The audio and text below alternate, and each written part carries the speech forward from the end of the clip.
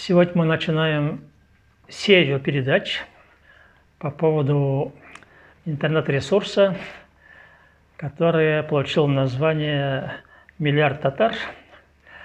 Точнее, будет сказать, мы не про этот ресурс будем говорить, а про содержание ряда передач, которые там прозвучали.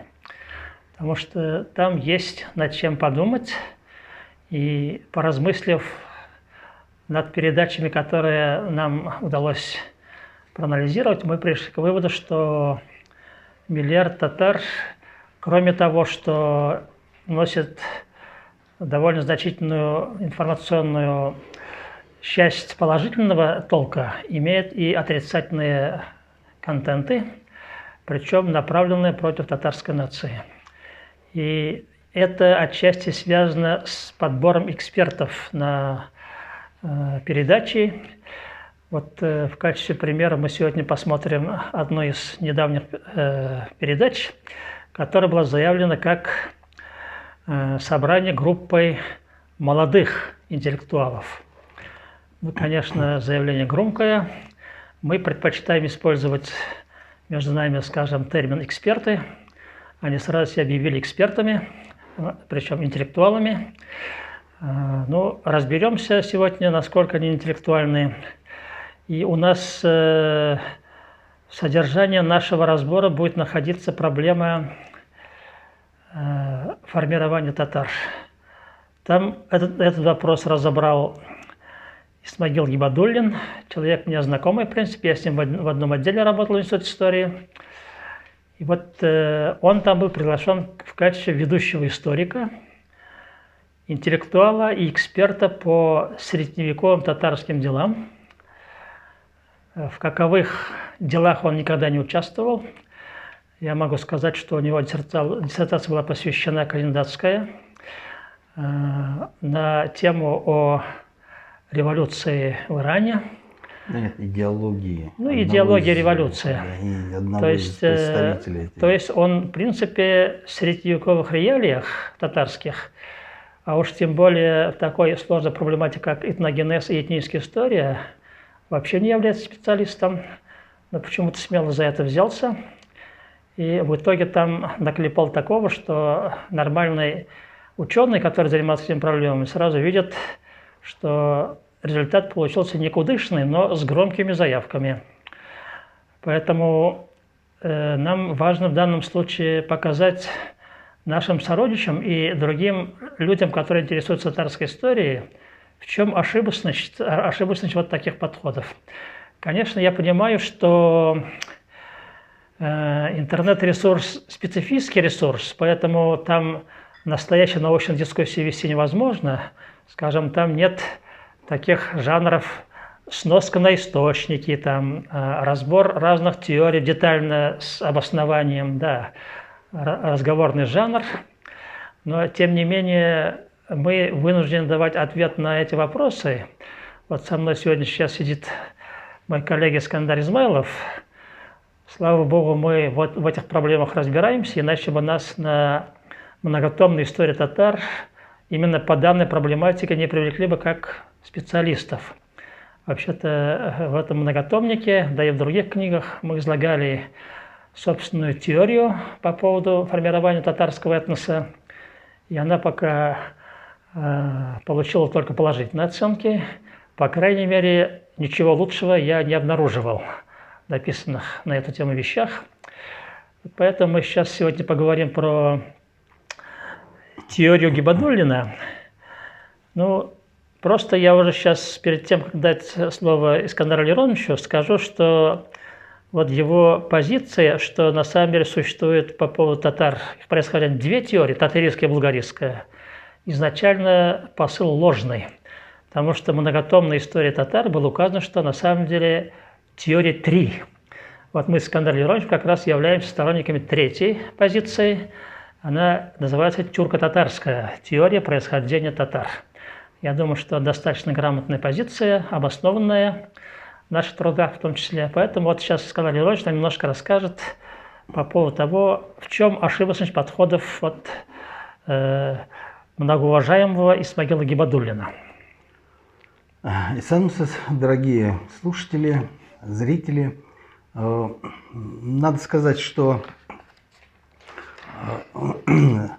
я приветствовал бы, если бы молодые интеллектуалы, эксперты отвлеклись от своих работ, от своих тем диссертаций и начали бы обсуждать какие-то общие вопросы. Проблема только в том, что обсуждать эти общие вопросы необходимо не с точки зрения какой-то банальной эрудиции, а желательно с научными аргументами и с научным подходом. Мне кажется, что вот то обсуждение, которое состоялось в проекте «Миллиард татар», оно интересно и во многом такое будоражащее общественное мнение. Но при этом целый ряд положений в этом обсуждении, особенно в выступлениях Исмагила Губайдуллина, является не совсем научным и защищает, собственно, те подходы, которые были анахронизмом уже, можно сказать, и в середине XX века. А в современной действительности, конечно, это некоторая аберрация сознания. И в этих высказываниях довольно много противоречий. Понятно, еще раз, я согласен с Дамиром Валерьевичем, что во многом это связано с тем, что сам он является специалистом по исламоведению, а вот, собственно, проблемы этнографии, этногенеза татарского народа были вне пределов его профессиональных занятий. Но ясно, что заниматься этим надо, этим хочется заниматься. Но давайте расставим некоторые реперы, вокруг которых мы могли ввести спор, и за рамки, за которые мы не должны выходить, когда мы ведем речь об этногенезе татарского народа и формировании татарской нации. Вот я обнаружил в высказываниях как раз вот этого историка множество несуразностей. Например, главная его линия о том, что у казанских татар финно-угорский компонент чуть не решающий. У него такой посыл там есть. Причем, на его взгляд, этот компонент влился в состав татар казанских уже после падения Казанского ханства, то есть в 17, 18, 19 веках. И вот как историк, прорабатывавший источники по отношению к 18-19 векам, у меня в книге по демографии татар есть специальный раздел об ассимиляции татарами других этносов, в том числе финно-угров. Я обнаружил, что в 18-19 веках никакого массового татаривания финно-угров не было. И если что и происходило, это было значительно раньше, причем в источниках 17 века тоже не обнаруживается, чтобы финно-угры вошли в состав татар. И поэтому, когда начинаешь смотреть за аргументацией этого автора, то она сводится к следующим вещам. Я тут поездил по Волго-Уралью и обнаружил, что татары похожи на финно-угров, своих соседей. Но имеется в виду антропологически. Да, такая аргументация существовала раньше. Я однажды тоже, будучи заведующим отделом, еще в 1988 году читал одну записку чувашского инженера, который для обоснования своего взгляда о том, что Чуваша происходит там от этрусков, у него такая позиция была выдвинута такая аргументация. Я накопил деньги и поехал в Италию, и когда сходил с трапа, увидел, что чувашки очень похожи на итальянок. И вот Гибадуллин фактически применяет такую аргументацию. Это абсолютно ненаучная аргументация. А когда он пытается оперировать другими данными, например, культурными данными, он вообще не прибегает к этнографическим материалам. Между тем, семитомный атлас татарский издан, шеститомный, там материальная культура полностью излагается. И там четко сказано, какой элемент культуры откуда происходит, с кем связано. Он не имеет никакого представления. Поэтому ему кажется, что например, татарская кухня полностью заимствована откуда-то. И ему даже невдомек, что многие эти вопросы уже давным-давно решены. Еще Воробьев об этом писал, в том числе указывал кочевнические элементы в татарской кухне. Я про музыкальную культуру вообще не говорю, там пентатоника мы знаем, откуда происходит, и почему она имеется и у соседних финно-угров, потому что эта пентатоника имеет восточное происхождение, у китайцев тоже есть, поэтому видно, что человек знаниями не обременен, к сожалению. А вот ему хочется выделиться, он вместо научных данных подсовывает свои собственные измышления, к сожалению. Так, можно? Тут вопросы, и в том числе в его выступлениях, есть, он затрагивает вопросы генетики и антропологии. Причем делает это, на глазок, как он пишет. Но, еще раз говорю, этот метод, который еще в начале XIX века, может быть, имел бы какое-то значение, но уже со времен Ламбразо мы знаем, что все-таки антропологи научились измерять черепа, проводить какие-то исследования, сопоставлять эти данные и выяснили очень много о расовых типах. А в 20 веке антропология сделала значительные шаги в сторону изучения не только глобальных, больших человеческих рас, но и как они формировались и как происходило их становление. Так вот, население практически всего Волгоуральского региона относится к такой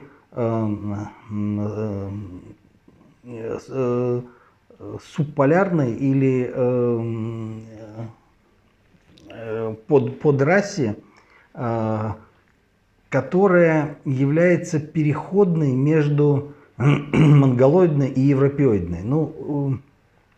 Если взять за такие базовые представления об европеоидах, это как центр Европы, а монголоидная это Северный Китай, то вот между ними практически все население располагается на некоторой сетке с разной степенью смешения тех или иных антропологических черт. Вот волгоуральская сублапаноидная подраса как раз и характеризуется смешением вот этих самых признаков.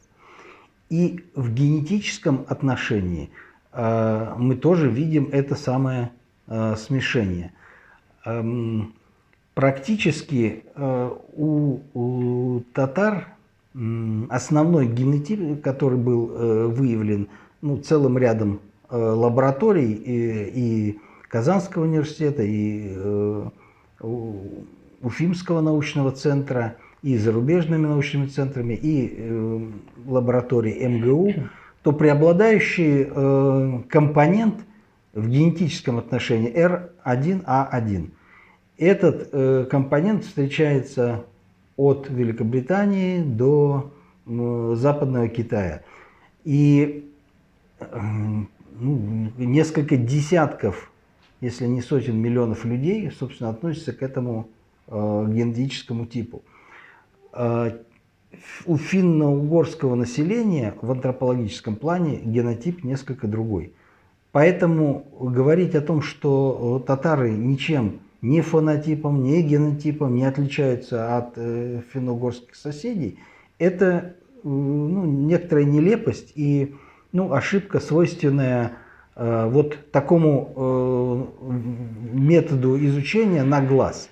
Но если говорить серьезно и подходить к самим таким представлениям о том, что у татар есть некая подоснова, очевидно, надо начать с самой концептуальной позиции автора, который сразу заявляет, что в науке есть две точки зрения: булгарийская, татарийская, и что по булгарийской, речь идет о том, что этногенез татар протекал в Волго-Уральском регионе, и, собственно говоря, вот эти самые булгары, пришедшие сюда, наслоились на какой-то местный субстрат. Ну, а татаристы – это авторы, которые считают, что пришедшие из Центральной Азии татары поглотили все предыдущие субстраты и установили свой. Вот и в обеих этих точках зрения, и в самой методологии, которую развивает в своем выступлении Исмагил Гибадуллин, есть главный недостаток. Он связан с тем, что автор считает все этнические процессы такими механическими. То есть это или миграции, переселение народов, или такая полная оккультурация, тоже такой вид миграции. Причем он там путается в деталях. То получается, что татары пришли сюда в эпоху Золотой Орды, и произошло массовое переселение, которое поглотило все местное население.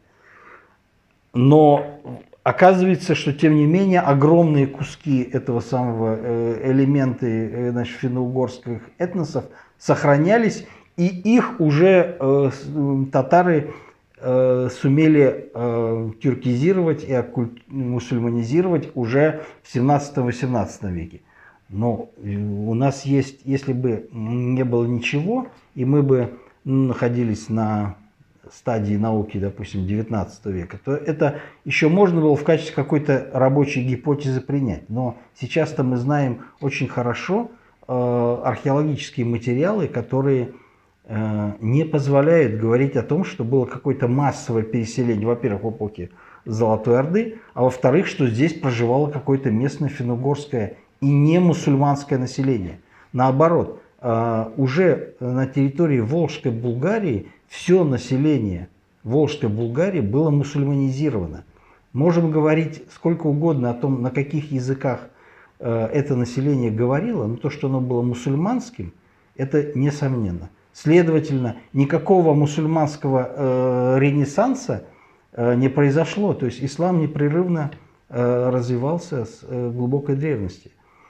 Вот такие моменты и попытка создать некую такую третью гипотезу, которая якобы восполняла бы вот эти вот недостатки предыдущих теорий, они делались и делаются довольно часто, но при этом, еще раз говорю, если создавать какую-то теорию, она должна быть более-менее цельной и не противоречивой хотя бы во внутренних деталях.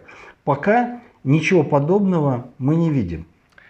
К сожалению, вот такая работа, она делается во вред татарам, прямо скажем, потому что вот раздавшиеся в последние времена всякие голоса о том, что татар не было, что их Шикабут Тимиржан не сделал, что раньше все были чувашами, а по взглядам вот этого историка, что были все одни марийцы, вообще финно-угры, только потом они стали татарами, в большинстве своем вошедший в состав татар, они как раз направлены на разрушение татарской идентичности и вообще в целом татарской нации.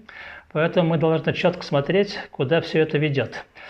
Ну, вот в качестве противовеса тому, что было сказано Гибадуллиным, я могу сказать, что вообще многие его позиции не выдерживают никакой критики. Например, он обсуждает вопрос о том, почему у татар нет клановых образований, что, мол, у других есть, и объясняет, что вот, видимо, вошли финно-угры, поэтому поздно, поэтому у них ничего такого не было, и из-за этого у нас нет.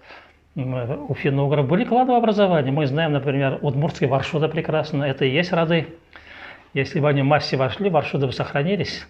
Нет этого ничего подобного. И потом мы знаем и по источникам, и по Шаджара в том числе, что у татар и кланы обнаруживаются. Джины. Да, и джинное образование, джинное круга, которое точно повторяет, скажем, вот клановые джины, которые на территории Башкортостана имеются. Вот, например, джин Уран, который в Башкортостане, это и есть родовой праздник племени или рода Уран.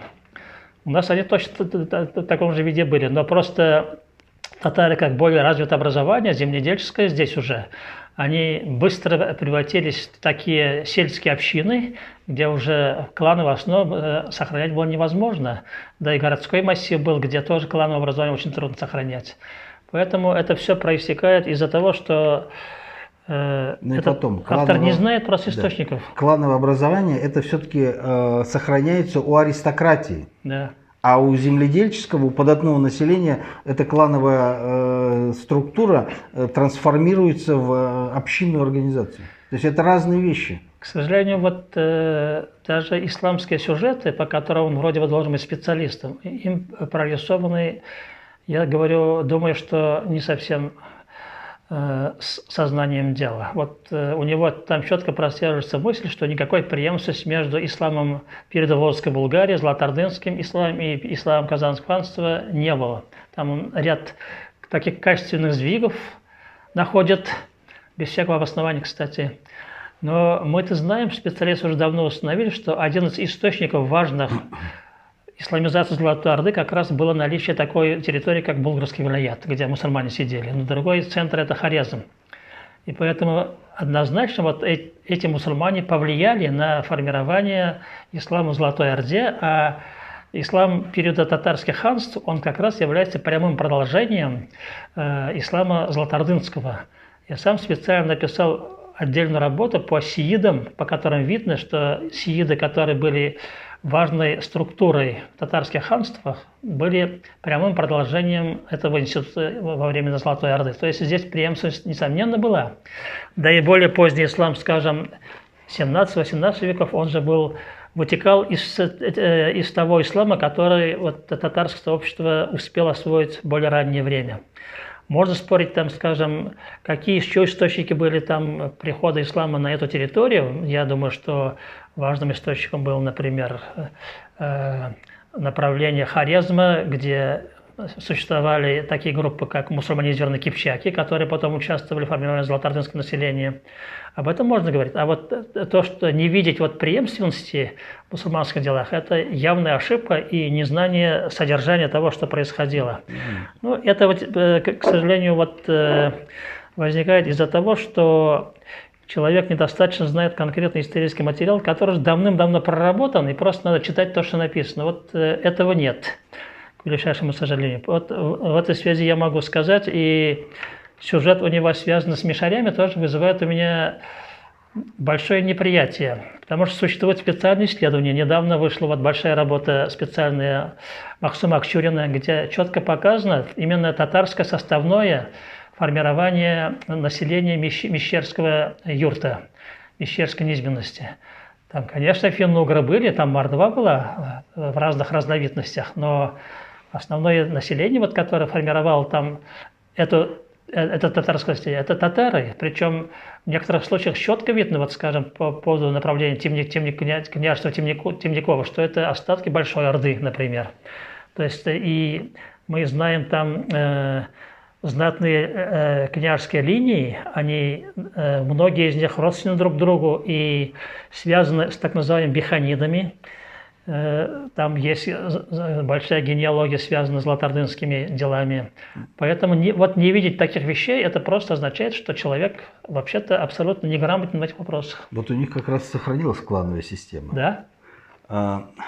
Вот сам вообще вопрос о финно-угорском субстрате, он не так прост, как кажется, и имеет свою историографию, которая ведет свое начало еще с первых шагов отечественной исторической науки, которая приступила к изучению Среднего Поволжья и ставила вопрос о происхождении татар.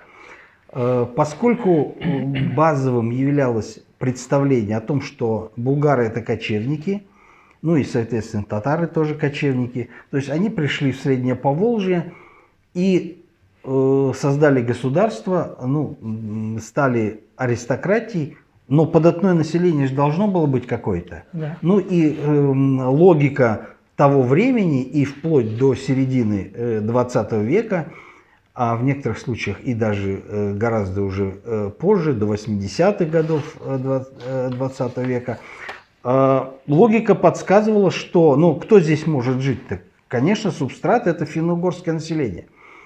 Одна только проблема. В то время не были известны археологические источники, касающиеся периода формирования вот этого самого булгарского государства. Но сейчас они в большой массе существуют, они выявлены, они изучены. И можно совершенно четко сказать, что в период формирования булгарского государства и в период прихода сюда булгар в 7-8 веке на территории Среднего Поволжья от Самарской Луки и до слияний Волги и Камы никакого финно-угорского населения не было в помине. Просто не было. По крайней мере, археологически оно не оставило никаких следов. Фантом.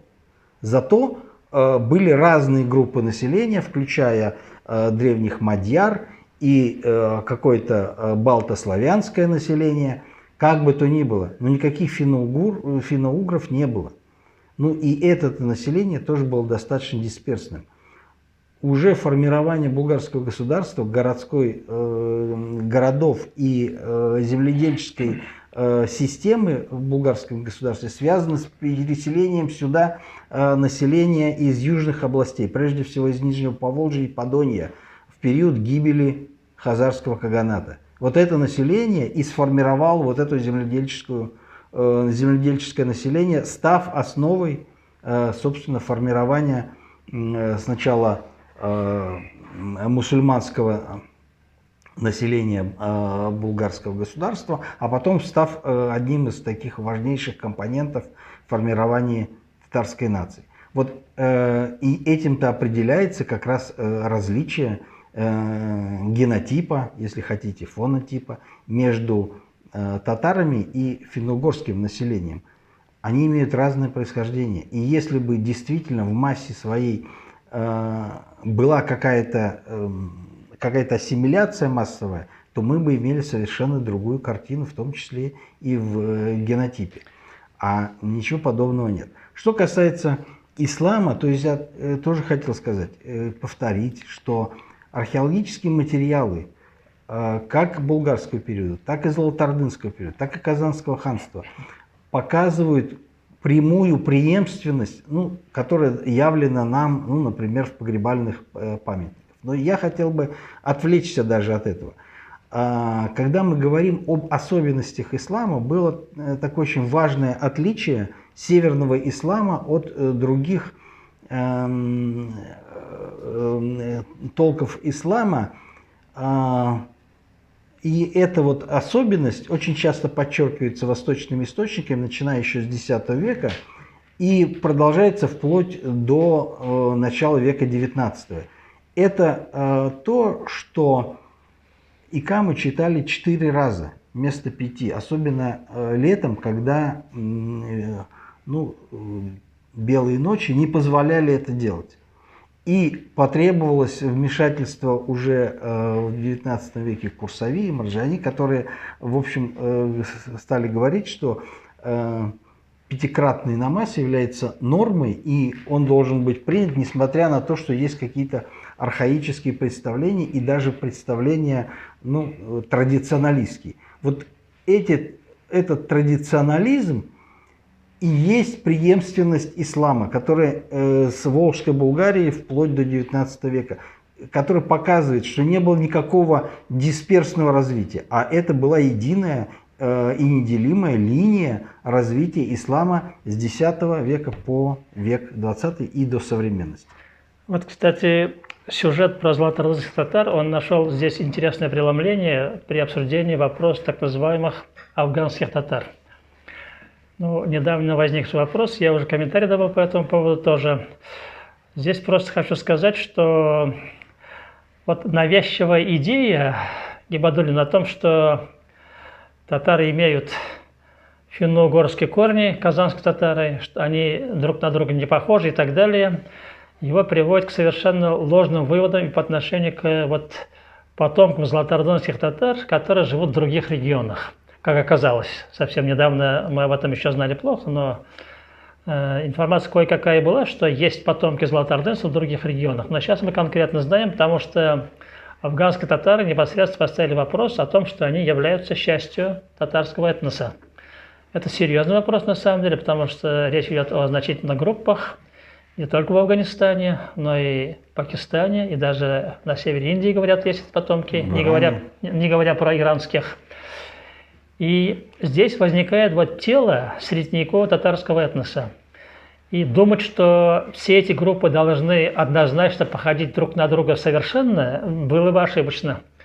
У них главное здесь элемент самосознания. Вот если они чувствуют татарами, они будут татарами, потому что наиболее важный показатель этничности – это самосознание.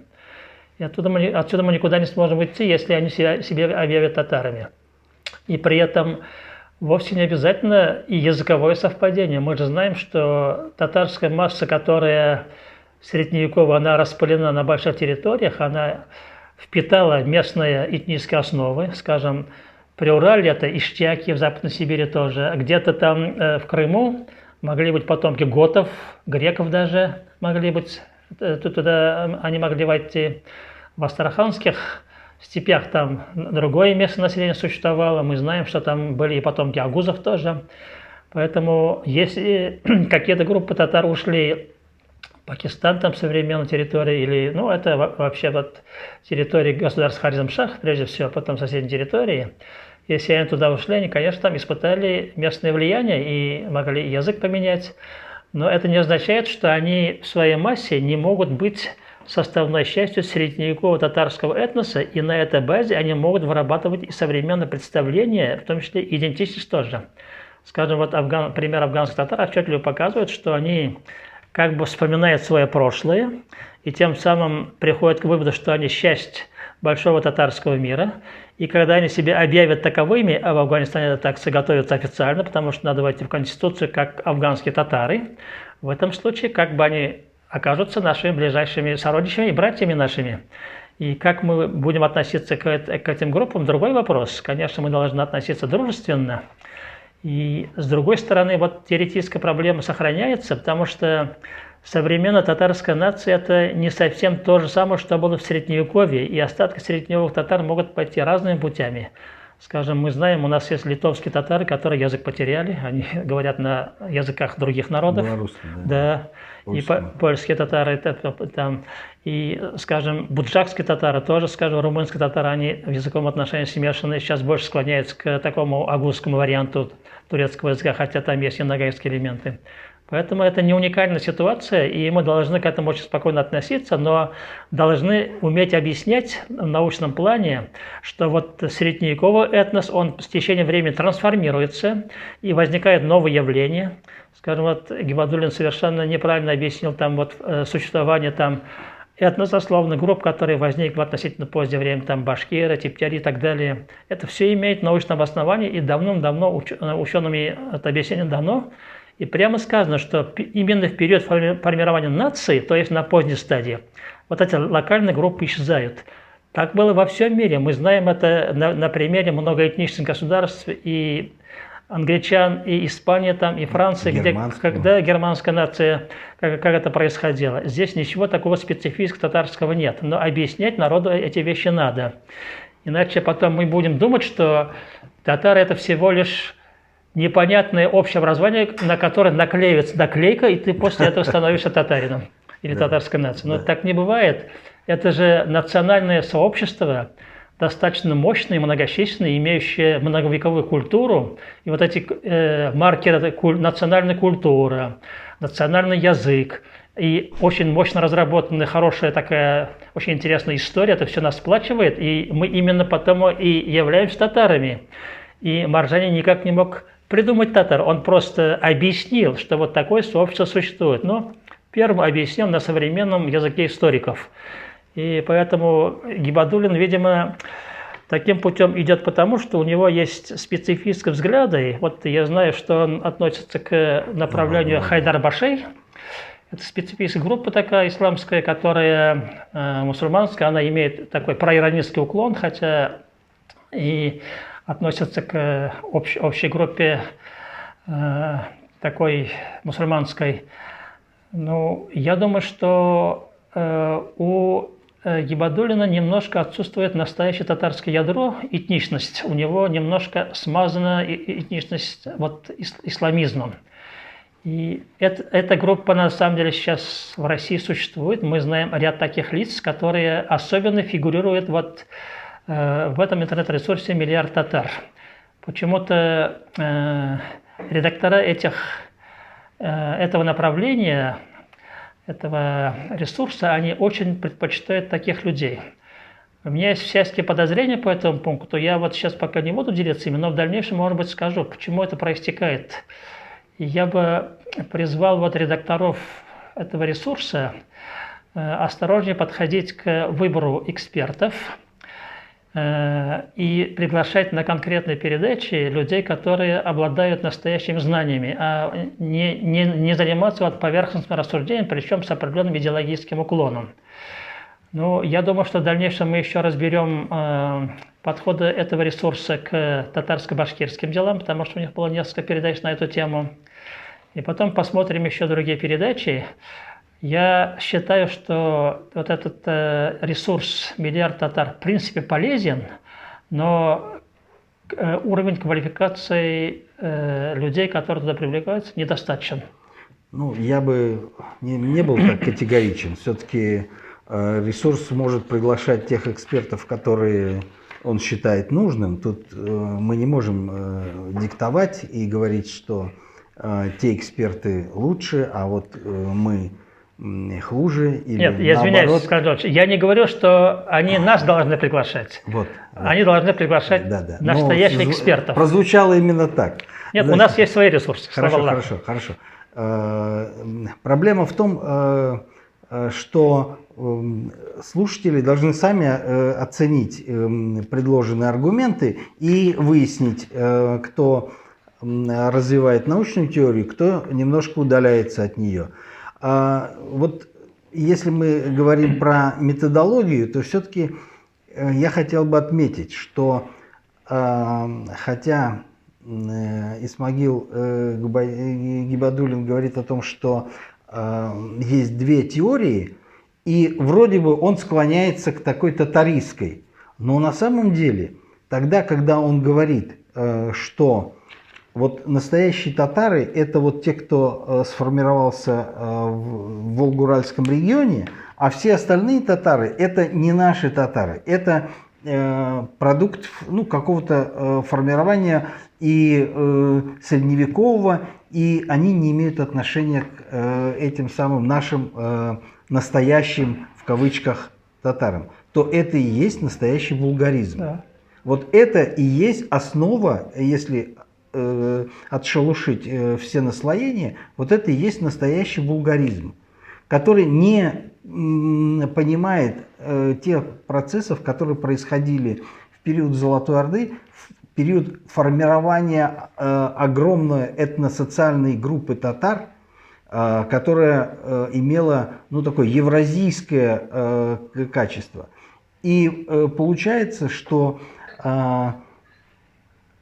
зацикливаясь на каком-то небольшом куске вот этого самого, фрагменте вот этой самой общности, они тем самым фактически уничтожают единство татарской нации, потому что татарская нация формировалась на более широком основании, чем только Волго-Уральский регион. И еще один момент. Вот когда он говорит, вот противоречие-то, значит, при этом он говорит, что в эпоху Золотой Орды произошло массовое переселение какое-то, которое поглотило вот этот самый ранний период. Ну тогда получается, что вообще ранние периоды мы должны исключить из этногенеза и вести речь о том, что значит, вот в период Золотой Орды, раз сюда массовое переселение произошло, и ассимиляция местного населения, ну, как он говорит, то о каких других тогда элементах мы можем говорить?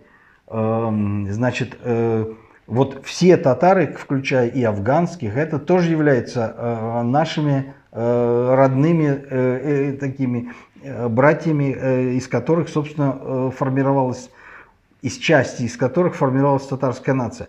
Вот это и есть неразрешимые противоречия в его подходах, в его концепции. Но я вообще считаю, что это не совсем, ну, может быть, первостепенный вопрос. Если прочитать внимательно выступление, то там сквозит еще одна очень важная мысль о том, что татарская нация, ну, он не употребляет этого слова, он говорит, татарский этнос сформировался с такой родовой травмой. Насильственная христианизация якобы выступила такой травмой, которая таким встряской такого населения, что заставило сформироваться татарской нации. Здесь возникает вот какой вопрос.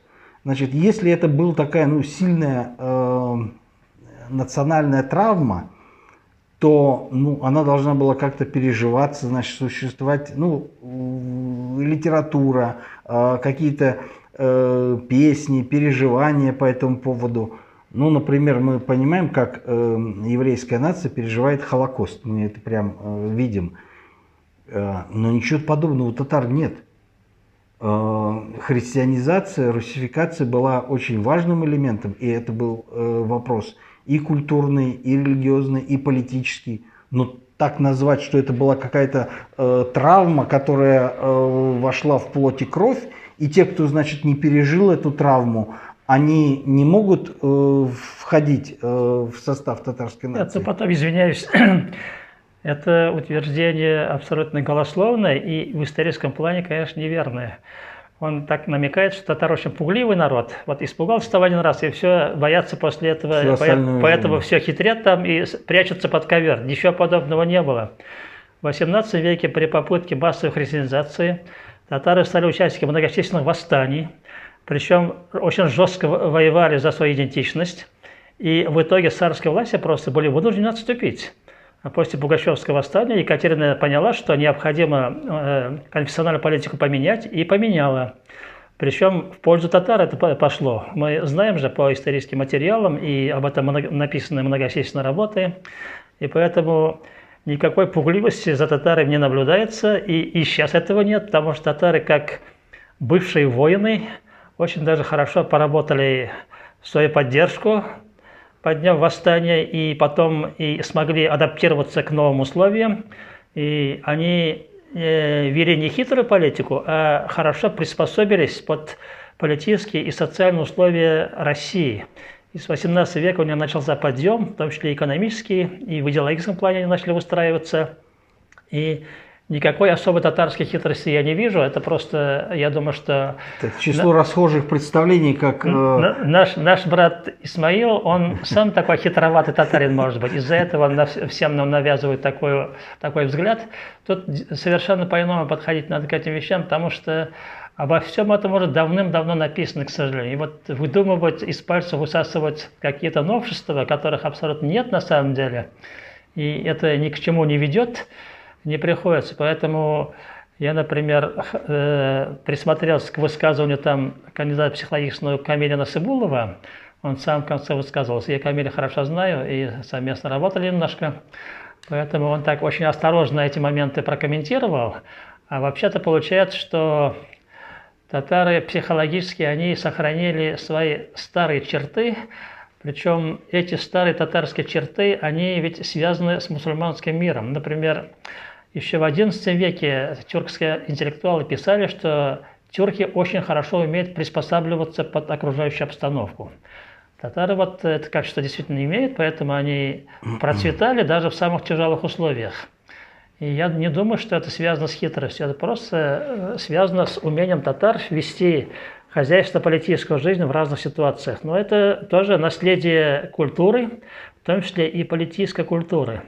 Я все время говорю, что татары являются имперской нацией, и они в условиях Российской империи очень хорошо смогли использовать и те условия, которые возникают.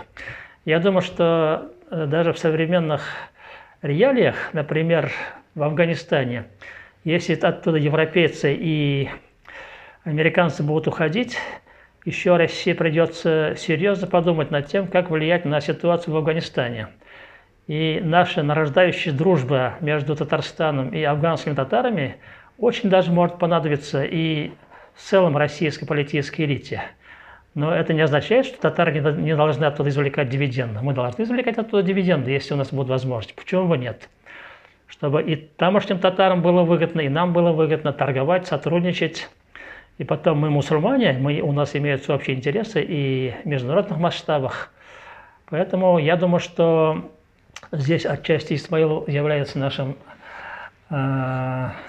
сторонником, да, не оппонентом. Поэтому эти направления его мысли можно поддержать.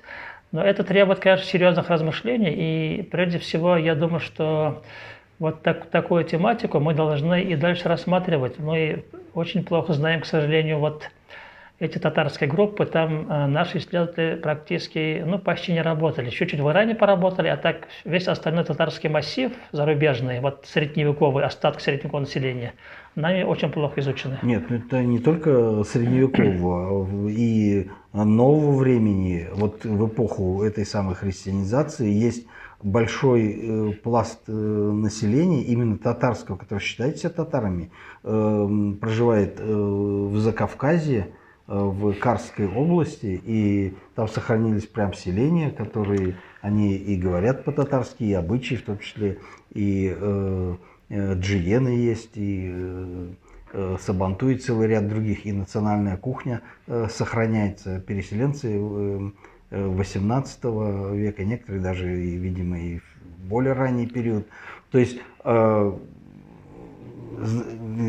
переселение есть, это они законсервировались в том виде, в котором существовал татарский этнос в 18-19 веке. Это, конечно, нужно изучать, но вот отсутствие такой специальных программ, специального финансирования, к сожалению, не позволяет это делать. А так, на самом деле, изучение и комплексное, и лингвистического, и этнографического, и демографического, все возможности приспособления татар к новым условиям, все это были бы очень серьезные, очень интересные исследования. Что касается вообще приспосабливаемости и то, что татары хитрые, это же число таких выражений, которые, как правило, соседние народы дают другим. Это такие любвеобильные итальянцы, такие дотошные, педантичные немцы. Я вот, извиняюсь, Митимир Шарипович рассказывал Рафаэлю Хакиму, что испанцы, оказывается, имеют такой взгляд на татар, что они очень любвеобильные. Но это еще идет в средиземноморские легенды. Это есть в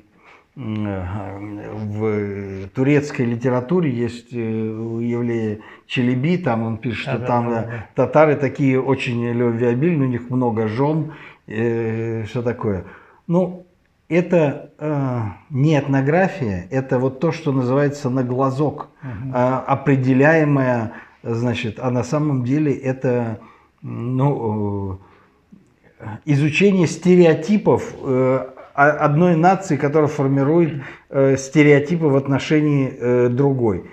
И негоже нам повторять вот эти самые глупости. Что касается вообще адаптации разных культур, я бы вот как-то поостерегся говорить, что тюрки прям приспосабливались к окружающей действительности. На самом деле, то, что мы знаем по аббасидскому халифату и сельджукскому империи, и более поздним государствам. Так, да, тюрки... и по Ирану тоже. Да, вот я имею в виду, да. То есть там как раз тюрки внесли свои элементы культуры и сделали их основой, ну, не для народной, а именно престижной аристократической культуры. И если мы посмотрим на миниатюры, а перед этим и на скульптуру, то символом красоты являлись такие широкие лица, раскосые глаза, в общем, косички, костюм Извиняюсь, с запахом тюркским. Татарки воспевались в газелях, татарки. Да, ну да. То есть есть представление о красоте, значит, тюркских женщин. То есть, ну, потому что красота именно связывалась вот с такой, ну, некоторой монголоидностью, что ли. И в том числе элементы воинского аристократического быта, они тоже были принесены тюрками. Так что в этом смысле кто под кого перестраивался и как подстраивался под окружающую действительность, есть серьезные вопросы. Но мы немного уклонились от темы. А надо сказать, что вот во всех вот этих вот выступлениях есть еще один такой момент, с которым невозможно согласиться. Это в то, что не делается разницы между такой научной категорией, как этнос, и другой категорией, как нация. И получается, очень часто в таких вот выступлениях, особенно когда они идут таким потоком, то получается, что есть этнос, ну, например, булгарский, там, золотардынский, есть татарский, и непонятно, в чем разница, и автор не объясняет. То есть получается, что мы имеем дело с одним и тем же качеством, но это неправда. Средневековые этносы имели совершенно другую структуру, и сама этничность, качество вот этих народов, она была совершенно другой, чем в эпоху модерна, в эпоху нового времени.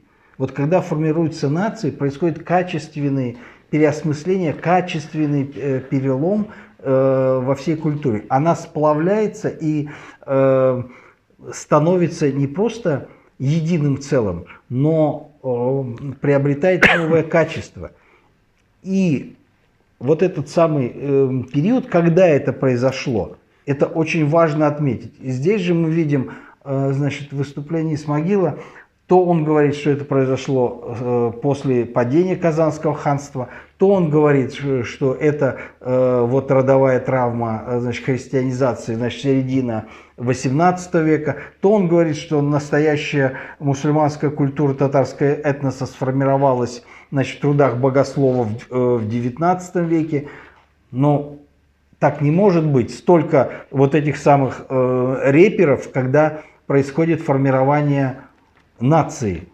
То есть тут надо как-то сосредоточиться и понять, а вот от этого будет зависеть, собственно, и концептуальный подход к этой проблеме. То есть когда сформировалась нация, когда произошел сплав вот этих всех элементов в единую культуру, когда формируется национальный литературный язык, когда формируется не просто разговорный язык, а язык, на котором ну, распространяются средства массовой информации уже, когда идет формирование унифицированной религии и когда внутри общества пропадают вот эти вот сословные перегородки. Вот это вот один из важных принципов.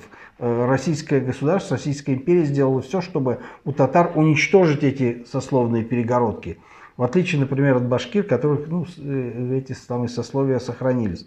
И именно поэтому татары и сделали такой рывок к нации, хотя они и были обществом без, как это называется, с неполной социальной структурой. Но тем не менее сумели выработать очень активные формы взаимодействия всей татарской общины, всей татарской нации с государством. И когда появилась политическая возможность заявить о своих целях, о своих политических задачах и то, к чему стремится, собственно, нация, тогда это была национально-культурная автономия, то они сразу же на общероссийском уровне смогли построить систему довольно активную и жизнеспособную. Вот нам уже сейчас заканчивать надо, поэтому, подводя итог, я могу сказать, что, конечно, прежде всего, те темы, которые мы сегодня вскрываем, они связаны с качественными подходами. То есть эксперты, которые берутся рассуждать на конкретные темы, должны обладать настоящими знаниями научными в тех направлениях, которые они берутся комментировать. Вот даже если глубоко не влезать в ту тему, которую мы рассматривали, даже такие аспекты, например, рассуждения Гибадуллина, когда он берется за исламистскую тему и не отделяет, скажем, в XIX веке высокую мусульманскую культуру, ну, наши вот богословы, там Маржани, Курсави и так далее, это же высокая мусульманская культура, это книжная культура. И народный ислам – это совершенно разные вещи. Вот как этолог могу сказать, что в народном исламе могли быть очень старые черты, которые даже критиковались вот нашими богословами. И поэтому надо подходить очень осторожно, когда ты берешь какие-то элементы и пытаешься на этой основе что-то слепить единое, надо концептуально основу твоих взглядов показать надо, на основе чего ты выстраиваешь вот все эти конструкции. Этого мы не видим. И поэтому в дальнейшем я думаю, что мы еще будем, как я уже сказал, анализировать взгляды, которые высказывались на ресурсе «Миллиард татар», потому что мы не хотели бы, чтобы наши соотечественники пошли по ошибочному пути.